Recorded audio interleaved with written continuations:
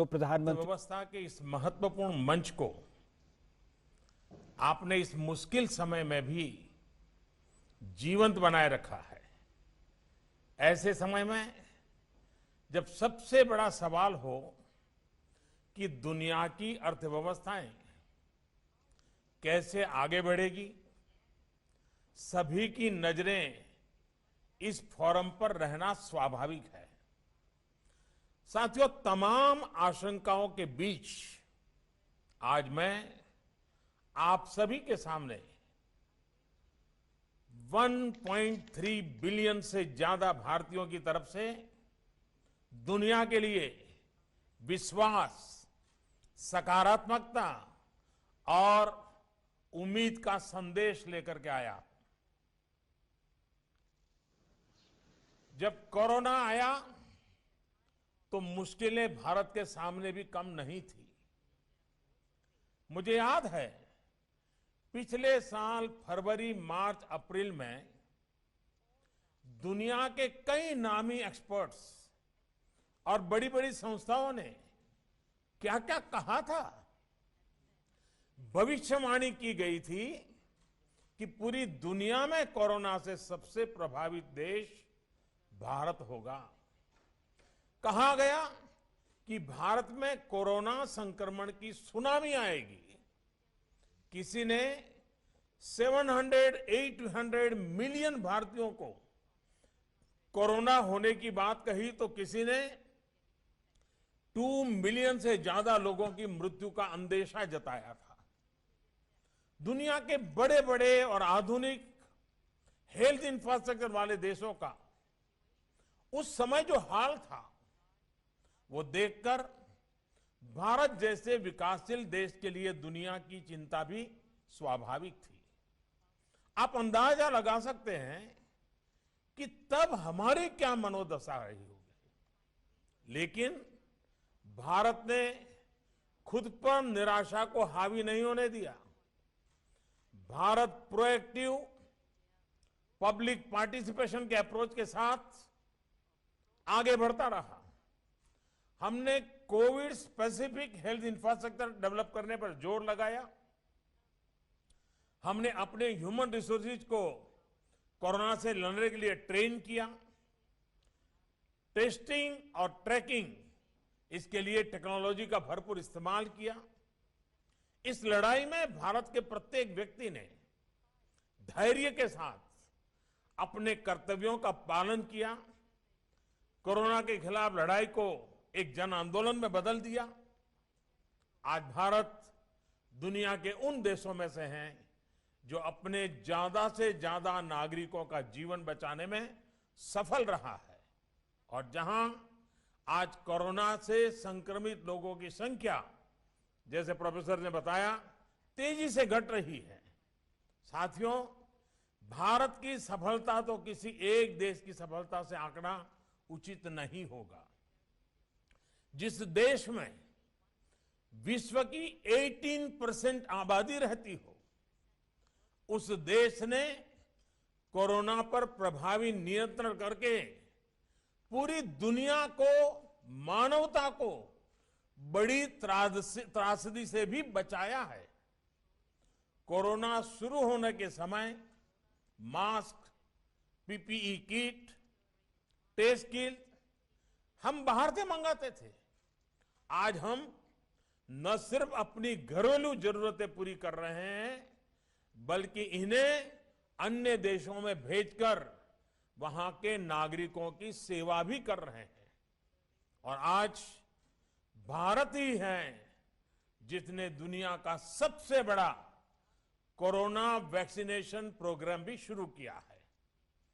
पहले फेज में हम अपने 30 मिलियन हेल्थ और फ्रंटलाइन वर्कर्स का वैक्सीनेशन कर रहे हैं। भारत की स्पीड का अंदाजा आप इसी से लगा सकते हैं कि सिर्फ 12 दिन में, 12 डेज में भारत ने अपने 2.3 मिलियन से ज्यादा हेल्थ वर्कर्स को वैक्सीनेट कर चुका है। अगले कुछ महीनों में हम अपने करीब 300 मिलियन बुजुर्ग और कोमॉर्बिडिटी वाले मरीजों के वैक्सीनेशन का टारगेट पूरा कर लेंगे।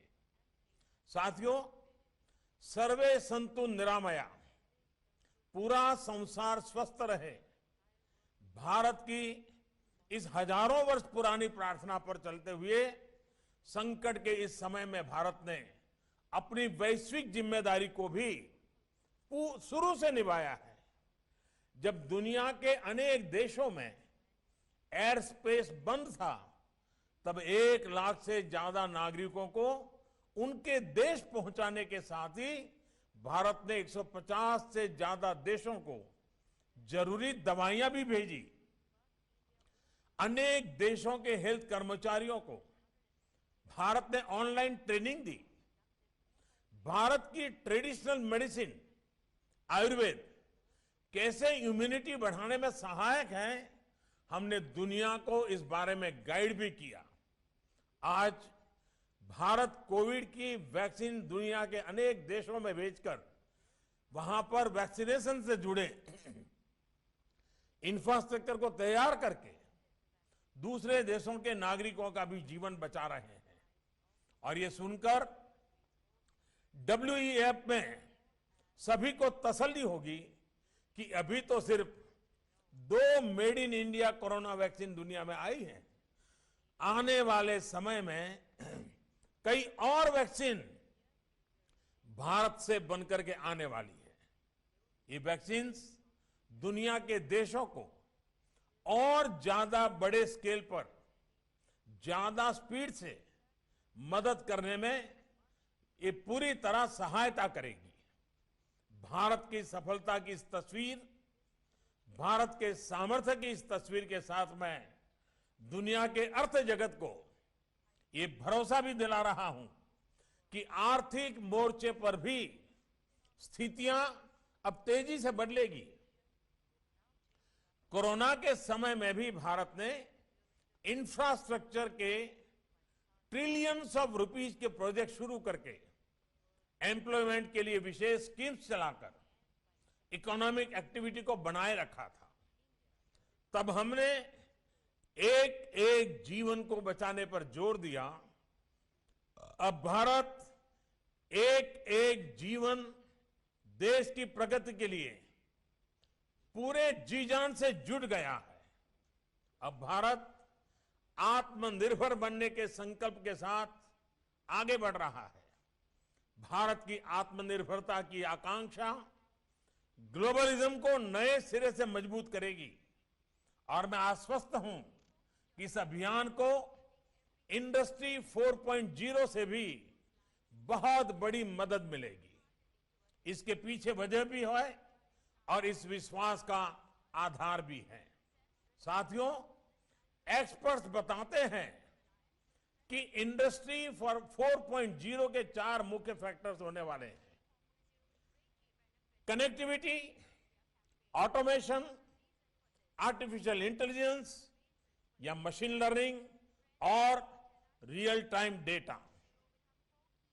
आज भारत दुनिया के उन देशों में से है जहां सबसे ज्यादा डेटा उपलब्ध है, जहां के दूर दराज क्षेत्रों में भी मोबाइल कनेक्टिविटी है, स्मार्टफोन है। भारत का ऑटोमेशन डिजाइन का एक्सपर्ट पूल भी बहुत बड़ा है और ज्यादा ग्लोबल कंपनियों के इंजीनियरिंग सेंटर भी भारत में है। आर्टिफिशियल इंटेलिजेंस और मशीन लर्निंग में भारत के सॉफ्टवेयर इंजीनियर्स बरसों से अपनी क्षमता से दुनिया को अवगत करा रहे हैं। साथियों, बीते 6 वर्षों में भारत में जिस तरह डिजिटल इंफ्रास्ट्रक्चर के लिए काम हुआ है, वो वर्ल्ड इकोनॉमिक फोरम के एक्सपर्ट्स के लिए भी एक स्टडी का विषय है। इस इंफ्रास्ट्रक्चर ने डिजिटल सॉल्यूशंस को भारत के लोगों की रोजमर्रा की जिंदगी का हिस्सा बना दिया है।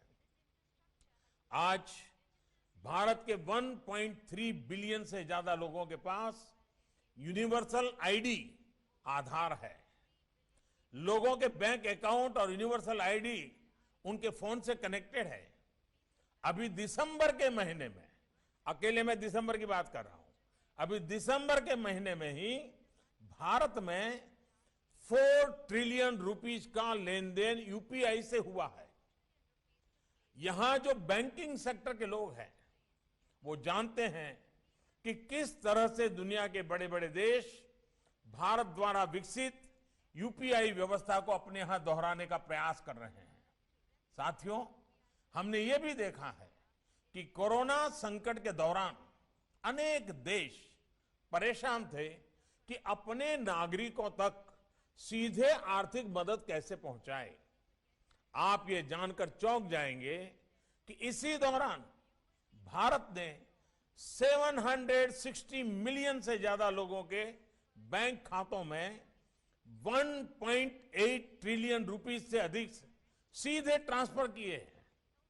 ये भारत के मजबूत डिजिटल इंफ्रास्ट्रक्चर की ही ताकत का उदाहरण है। हमारे डिजिटल इंफ्रास्ट्रक्चर ने पब्लिक सर्विस डिलीवरी को एफिशिएंट भी बनाया है और ट्रांसपेरेंट भी बनाया है। अब भारत अपने 1.3 बिलियन नागरिकों को हेल्थ केयर के इजी एक्सेस के लिए यूनिक हेल्थ आईडी देने का भी अभियान शुरू कर रहा है। और साथियों, मैं आज इस प्रतिष्ठित फोरम पर सभी को यह भी आश्वासन देता हूं कि भारत की हर सफलता पूरे विश्व की सफलता में मदद करेगी। आज हम जो आत्मनिर्भर भारत अभियान चला रहे हैं वो भी ग्लोबल गुड और ग्लोबल सप्लाई चेन के प्रति पूरी तरह कमिटेड है। भारत के पास ग्लोबल सप्लाई चेन को मजबूत करने के लिए कैपेसिटी भी है, कैपेबिलिटी भी है और सबसे बड़ी बात रिलायबिलिटी भी है। भारत के पास आज बहुत बड़ा कंज्यूमर बेस है और उसका जितना विस्तार होगा उतना ही ग्लोबल इकोनॉमी को लाभ होगा। साथियों, प्रोफेसर क्लाउस श्वाब ने भी कहा था कि भारत संभावनाओं से भरा वैश्विक खिलाड़ी है।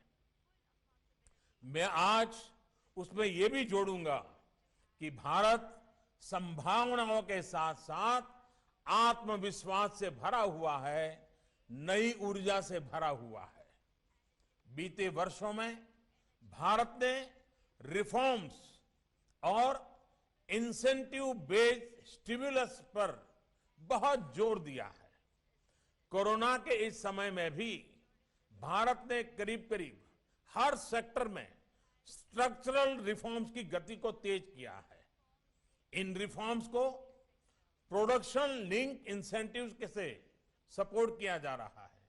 अब भारत में टैक्स रिजिम से लेकर एफडीआई नॉर्म्स तक एक प्रिडिक्टेबल और फ्रेंडली एनवायरनमेंट है। भारत में ईज ऑफ डूइंग बिजनेस की स्थिति लगातार बेहतर हो, इस दिशा में भी काम जारी है। और एक विशेष बात यह भी है कि भारत अपनी ग्रोथ को क्लाइमेट चेंज के लक्ष्यों के साथ भी बहुत तेजी से मैच कर रहा है। साथियों, इंडस्ट्री 4.0 को लेकर हो रही इस चर्चा के बीच हम सभी को एक और बात याद रखनी है। कोरोना क्राइसिस ने हमें मानवीयता का मूल्य फिर याद दिलाया है। हमें याद रखना है कि इंडस्ट्री 4.0 भी रोबोट के लिए नहीं बल्कि इंसान के लिए है। हमें यह सुनिश्चित करना होगा कि टेक्नोलॉजी ईज ऑफ लिविंग का टूल बने, ना कि कोई ट्रैप। इसके लिए पूरी दुनिया को मिलकर कदम उठाने होंगे। हमें सबको मिलकर कदम उठाने होंगे। मुझे विश्वास है कि हम इसमें सफल होंगे। इसी विश्वास के साथ मैं अब आप सबके साथ क्वेश्चन आंसर सेशन की तरफ बढ़ना चाहूंगा।